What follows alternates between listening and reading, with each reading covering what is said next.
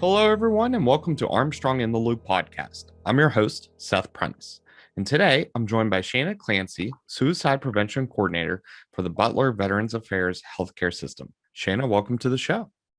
Hi, thank you, Seth, for having me today. I'm super excited and honored to be able to share a little bit about what we do here at Butler, specifically the suicide prevention program.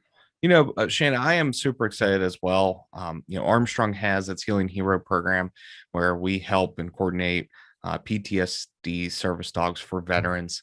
And it's just been a big mission of ours now for almost 5 years. And we thought it would be a great, opportunity for us to explore further into suicide prevention and, some of your knowledge as well as some additional things that the Butler VA is doing to help those that might need some additional help, as we don't want to lose anyone and we don't want to lose our veterans as well. So, let's get into it. The Butler VA has been a part of our community for 75 years. Most people are aware that you provide medical, surgical, and quality of life needs for veterans. The VA has adapted to offer new programs, one which we'll talk about, as we mentioned before. But could you give us an overview of the additional treatment programs the VA has expanded to provide for veterans? Sure, absolutely. We have quite a few different resources and programs that we offer here. We offer housing resources for folks who might be dealing with housing concerns, drug and alcohol treatment, domestic relations, mental health treatment, case management, veterans center kind of information and vocational rehab as well to get our veterans reestablished with employment, job training opportunities as well. We also have reentry support, residential programs. We offer substance abuse, kind of like an inpatient setting, what we call the domiciliary. We have the CLC, which is a community living center as well. And we also have caregiver support, which just to kind of let everybody know, they have an upcoming summit on August. Let me see here. I believe it's the 24th. And you can reach out to Candace McManus if you're interested in any more information participating in that as well. Well, that's perfect. And what we can do is we'll provide that information in the show notes so that people can reach out and contact for participating in that as well. Shanna, I understand there is a major effort, on the VA and you in particular to help with suicide prevention. Explain what your role is and how critical it is to our veterans. That's a really good question, and one that a lot of people have, not only the community, but veterans themselves. We have a big mission here to partner with community resources to get the word out of what we're doing, what our services are, and that as long as veterans qualify and are eligible for services, that they can come here to receive that, especially for suicide prevention and awareness. My specific duties, I'm kind of more of the administrative team leader for the suicide prevention team. So I do all the tracking and reporting, enhanced care delivery, access and referrals as well for various reasons. Outreach awareness, kind of what we're doing here to educate the community a little bit. Education and training. We offer S.A.V.E. training and lethal means safety training as well. So pretty much just kind of overseeing the program, reporting to my chain of command as well, but ensuring that our veterans, especially our high-risk veterans for potential suicide or homicide, are being tended to as best as they can. How critical is it for veterans, more so now than ever before, to have a service like this that you're providing?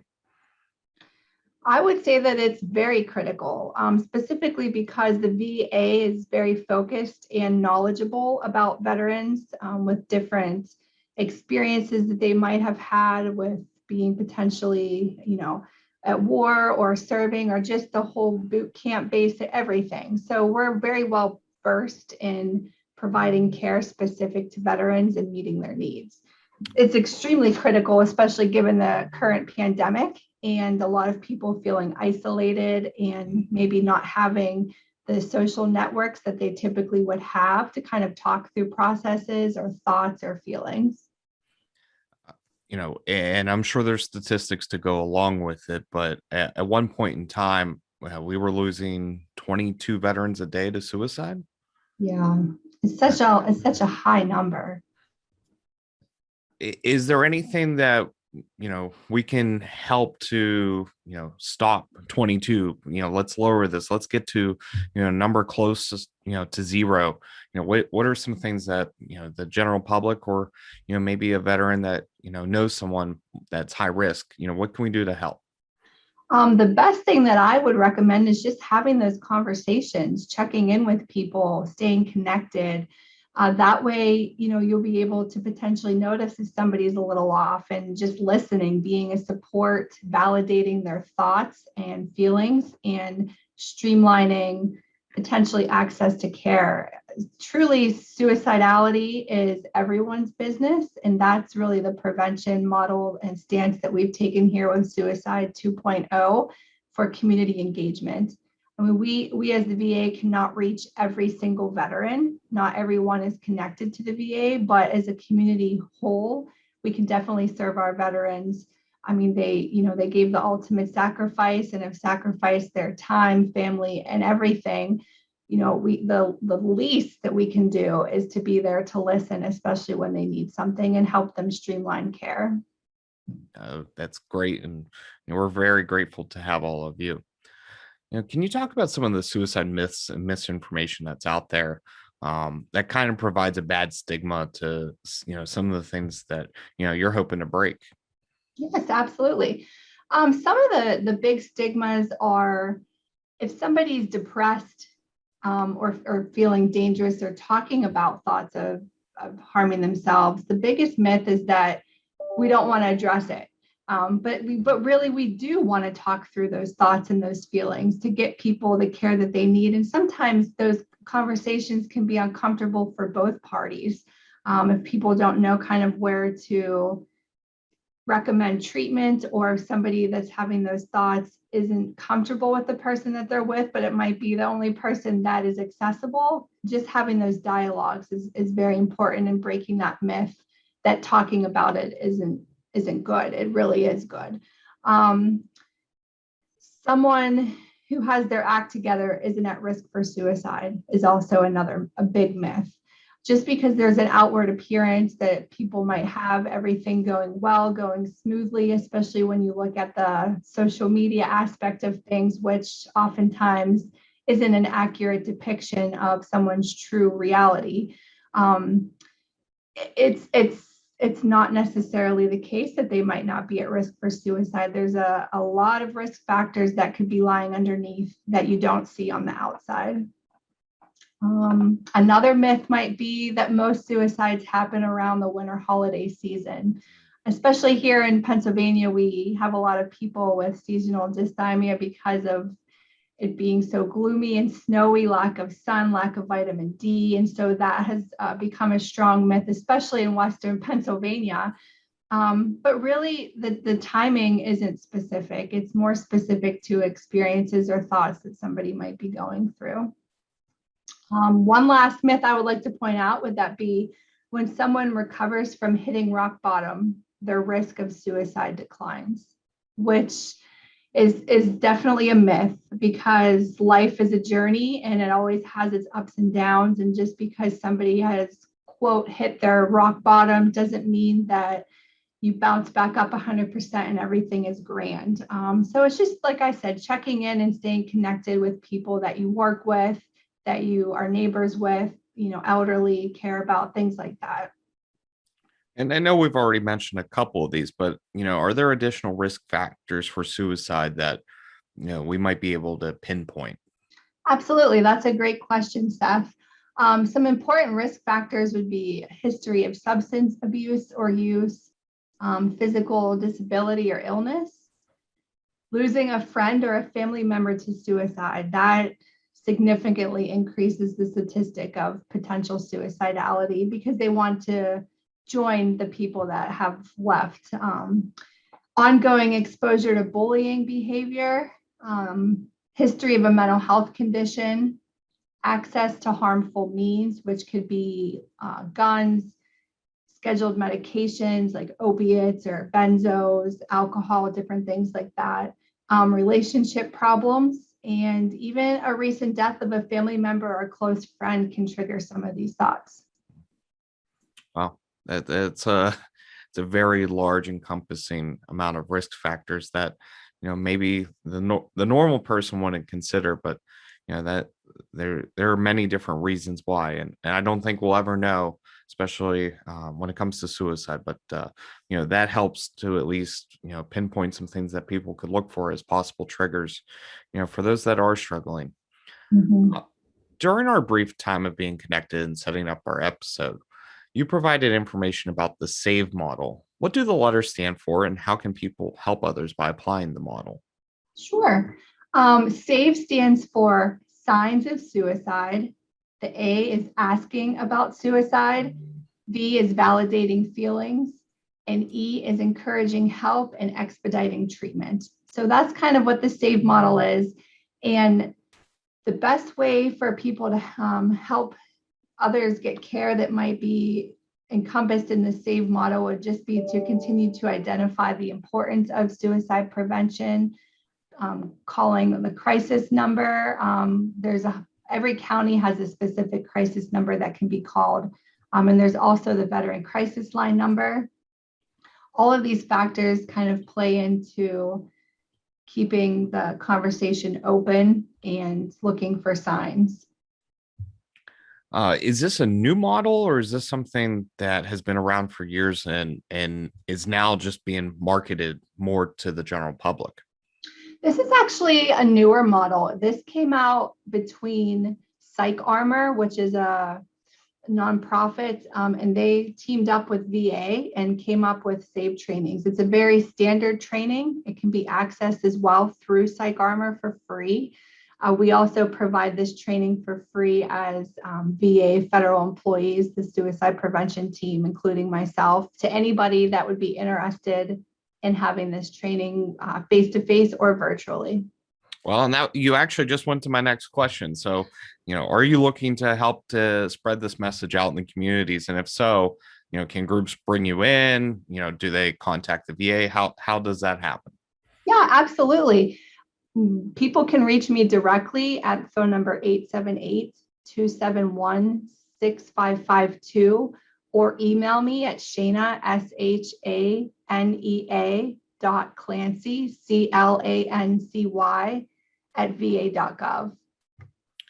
And so what, talk about what is the training session like for people, if they're looking to bring you in for their organization or a meeting to help talk about this.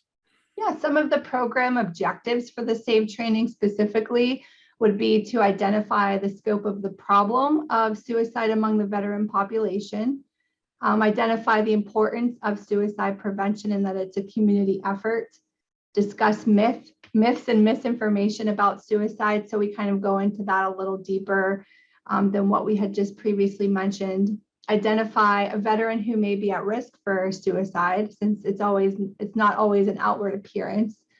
Also, discussing signs and symptoms of suicidal thinking is covered, and asking questions about suicide in an objective and non-threatening way, as well as validating.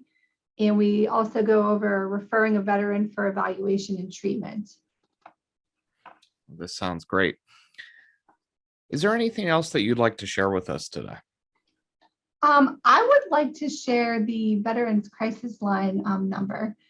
It is 1-800-273-8255, and then you press 1, or you can even text 838-255, and somebody is on that other end of that line and will chat with you through text if needed.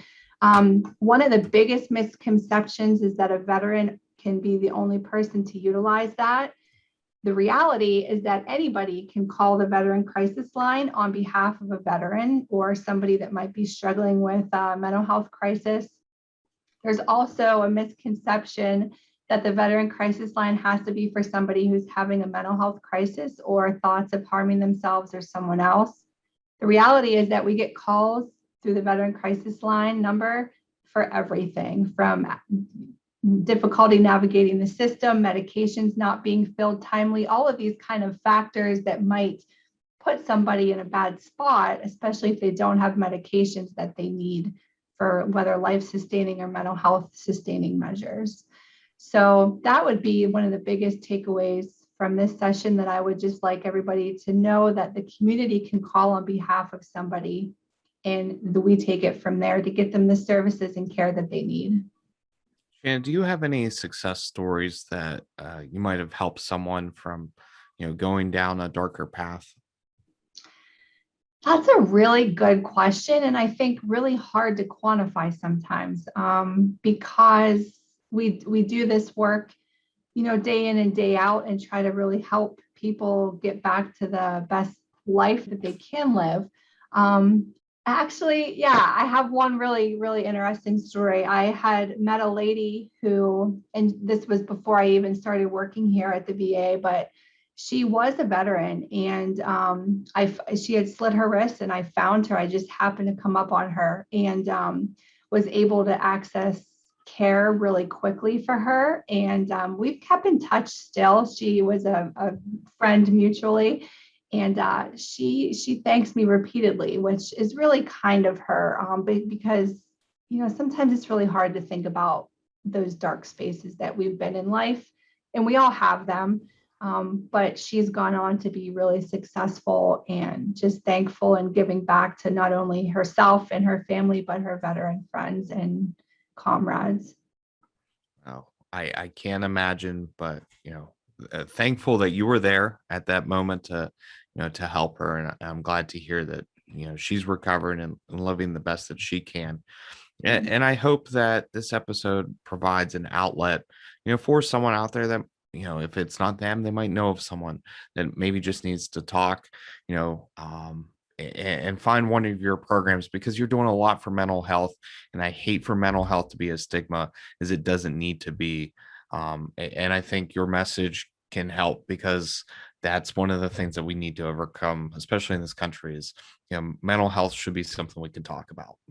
Absolutely. I agree with you 100%. It shouldn't have that stigma effect, and it should just be, I mean, people go to get their diabetes medications and talk about that. If you need mental health medications, it should come to that time where you can just talk about it freely and not feel judged. And here at the VA, there's no judging in our service line, for sure. We're here to help the best that we can. Well, I thank you, Shanea, for joining us and everything you do for our veterans. To learn more about the Butler VA suicide prevention, check out our episode notes for the link and phone number, as well as we'll have the crisis phone number and the veteran number for people to be able to call or text. Thank you so much for your time. It's been a pleasure. Thank you, Shanea. For Armstrong in the Loop podcast, I'm Seth Prentice, keeping you in the loop.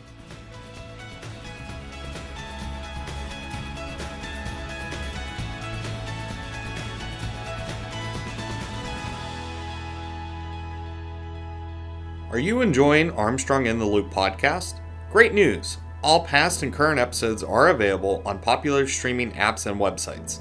Search Armstrong in the Loop podcast and subscribe today.